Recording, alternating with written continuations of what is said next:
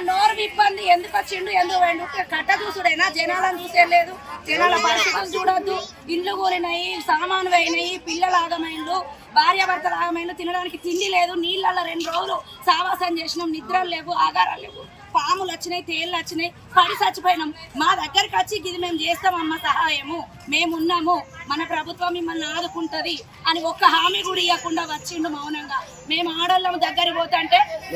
army వాళ్ళు పోలీసులు అందరు కలిసి చేతుల మీద దొప్పేసుకొచ్చారు కథం చూసే పాయే ఏమి హామీ వచ్చింది మాకు ఏం ఉపయోగం ఈ ప్రభుత్వం వచ్చి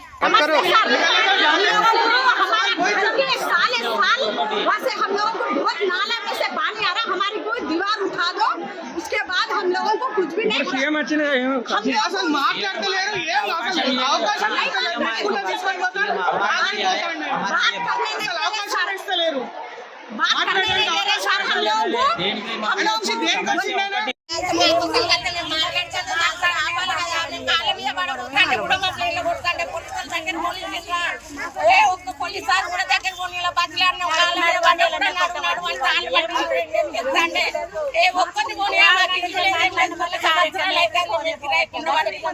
ఇల్లు గురించి సొంత ఇల్లు గురించి అడుగుదామనుకున్నాం పింఛన్ల గురించి అడుగుదామనుకుంటే అసలు కలవనీయలే ఆయన దగ్గర కూడా పోనీయలే మమ్మల్ని